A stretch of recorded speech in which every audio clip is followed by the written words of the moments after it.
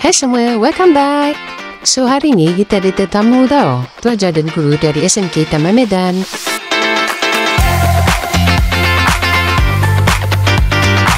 Wah, bukan main seronok ya mereka semua.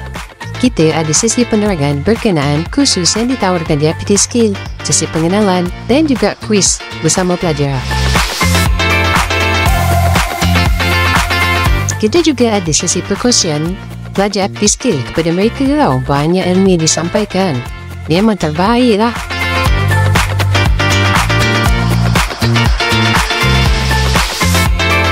Hai, Assalamualaikum. Nama saya Putri Bagisana binti Ali Chuan. Saya sekolah di SMK Taman Medan. Saya Wana Hazani binti Wasairi. Saya sekolah di SMK Taman Medan. First impression saya dekat IPT ni, saya excited. Dengan kawasan dia cantik, lepas tu cara akak trik, akak bawa pusing-pusing, so dia jadi seronok. Dan menarik lah. Ada penyiapan yang dekat, kalau boleh jalan kaki situ je, depan tu je. Tempat yang cantik. Lepas tu dekat IPT ni, dia sediakan tempat penginapan, pengangkutan. Lepas tu surau dekat, tempat makan dekat, semua dekat. Senang kalau nak sama belajar.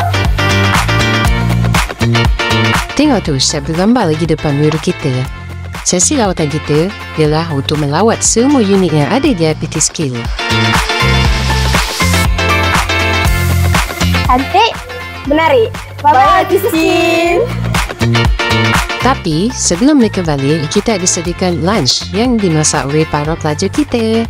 Wah, nampak sedap dan menyelerakan tau. Teriu pula rasanya.